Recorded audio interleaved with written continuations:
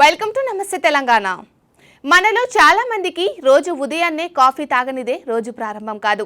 ప్రతిరోజు కాఫీ తాగడం వల్ల ఎన్నో ఆరోగ్య ప్రయోజనాలు చేకూరుతాయని పలు అధ్యయనాలు వెల్లడించినా కొందరు కాఫీకి దూరంగా ఉండాలని న్యూట్రిషనిస్ట్ సిమ్రాన్ చోప్రా సూచిస్తున్నారు.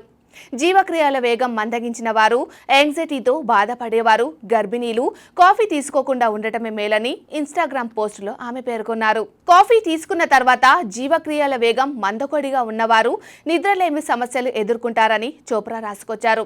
వీరు కాఫీ తాగిన 9 గంటల వరకు గాబరా, ఆందోళనగా ఉండటం వంటి ప్రతికూల ప్రభావాలకు లోనవుతారని, ఇక జీవక్రియల వేగం అధికంగా ఉన్నవారికి కాఫీ ఎనర్జీ బూస్టర్గా పనిచేస్తుందని అన్నారు. వీరితో పాటు గర్భిణీలు కూడా కాఫీని పరిమిత మోతాదులో తీసుకోవాలని సూచించారు. ఇక మితంగా కాఫీ తాగే వారిలో జ్ఞాపక శక్తి పెంపొందడం వంటి పలు ప్రయోజనాలు చేకూరుతాయని ఈ వీడియోలో చోప్రా చెప్పారు.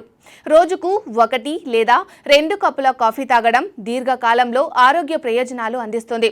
కాఫీతో పాటు కెఫిన్ డ్రింక్స్, ఎనర్జీ డ్రింక్స్ ను తీసుకోవడం మంచిది కాదని, ఇది స్ట్రెస్ లెవెల్స్ ను, సెరోటోనిన్ లెవెల్స్ పై ప్రభావం చూపుతున్నదని చోప్రా చెప్పుకొచ్చారు.